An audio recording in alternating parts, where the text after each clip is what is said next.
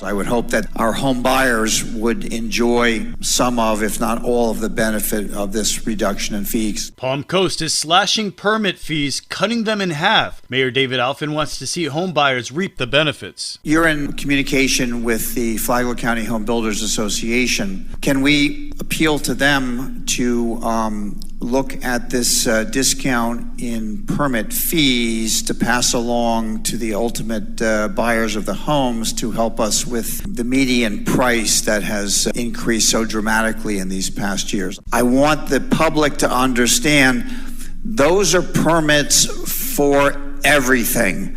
Little stuff, big stuff, those are not permits for homes or any other kind of dwelling units.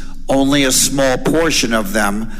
The big numbers are in additions, corrections, renovations, repairs, and on and on and on. The move comes as the city's building department fund reaches its legal limit of nearly $3 million.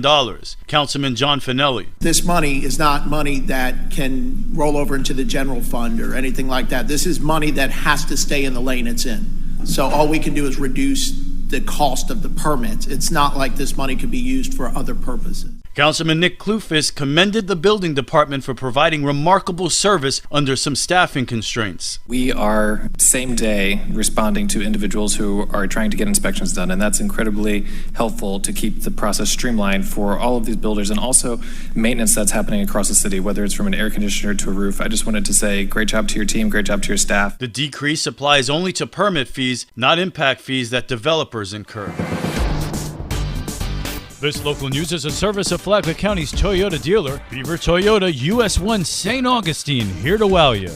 Bunnell police are helping the city's elementary school students get ready for their first day of classes. Police Chief David Brannon says the department is collecting school supply donations from now through August 10th. There's a list on our Facebook page of different things like Expo dry erase markers, headphones that they need for some of their technology. Doesn't need to be terribly expensive headphones, just something basic to help the students that may not be able to provide that equipment, and also would help the teachers as well with what they're doing. You know, we just want to do our part to get the school started off on the right foot so that all of our students that go to Bunnell Elementary will have a successful year. Brandon says the school supply drive is also a way to unite the city for a good cause. We're trying to work with everybody to bring Bunnell together, to build more unity in our community, and help each other out in any way that we can. Just trying to channel our resources to help more people get ahead and to do well in whatever they're doing. Donations can be dropped off at the police station on East Moody Boulevard, or you can call the department and an officer will come by and pick up your donations in Bunnell. Monetary donations or gift cards cannot be accepted. For Flagler's Morning News, I'm Rich Petchke. Flagler County is looking for nominations for Veteran of the Year. Flagler County's Veterans Services Office is asking for nominations for its Colonel Gary E. DeKay Veteran of the Year Award, which will be presented on Veterans Day.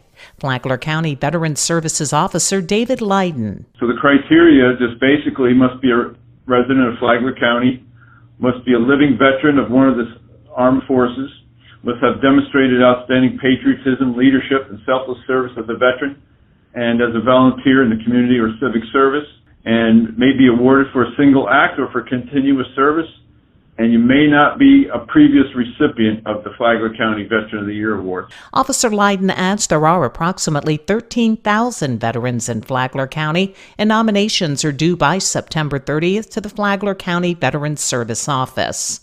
In addition, Officer Leiden also hosts a show on WNZF called Veterans on Point that can be heard every Sunday morning at 9:30 on WNZF and is heard in a podcast on the Flagler radio app. For Flagler's Morning News, I'm Karen Johnson. The Open Door Reentry and Recovery Ministry in Bunnell aims to treat substance abuse disorders through residential treatment for men and women. Pastor Charles Solano runs the ministry. You need community in recovery. This is community-oriented, so you form community there. There are people who are desiring recovery, so they're your support group. Solano says after 9 months, you can move into a transition home. Transition-worthy means that you're going to be saving your money over the course of the year because we're going to charge you minimal rent. We want to see that you're responsible with your money, because money is a trigger. If you don't have enough, you may fall. If you have too much, you may fall. So stewardship is huge. And then we give them a year there to be able to stand on their feet so that when they're released into society, they have first, last security and all that other stuff, able to pay for their family, support their family, and are able to maintain their sobriety that way. He dreams of one day having multiple transition homes. Because that's the biggest piece. It's great you got sober and hopefully you know the Lord now. But the thing is that when you get out there, life comes at you hard. And so that's the real test. Solano also runs the Grace Community Food Pantry in Bunnell. From the WNZF Newsroom, I'm Amy Cherry.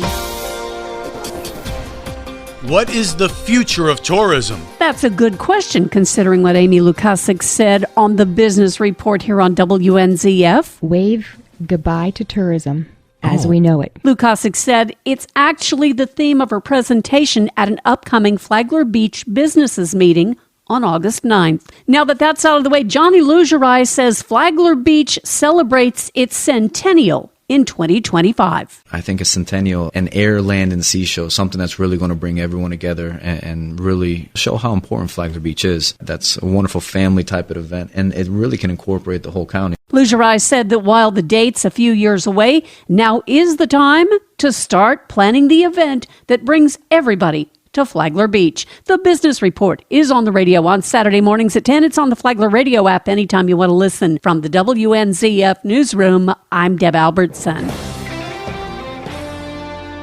The weekend is here. Stacy with Fun for Augie Kids is going to tell us about all the family fun going on in Flagler County. Today, join a park ranger at Washington Oaks Garden State Park for the first Friday garden walk. Learn about the history of Washington Oaks while exploring their formal gardens. Tomorrow, visit Home Depot for a free kids workshop event. At this event, your child will build their own summer camper wooden toy set. The Back to School Jam is this weekend. Find out about community resources, after-school programs, talk with representatives from each school, learn about bus locations and skyward access, and even get your child a free haircut for their first day of school. Join the Flagler County Library and celebrate the end of summer with their Back to School Bash. Enjoy the magic stylings of the amazing Mr. A, then enjoy ice cream treats while finding out the grand prize winners of the Summer Reading Contest. To learn more about these events and others, please visit us at our website at fun4augiekids.com. Have a great weekend. And now you're up to date on Flagler's Morning News. I'm Rich Carroll.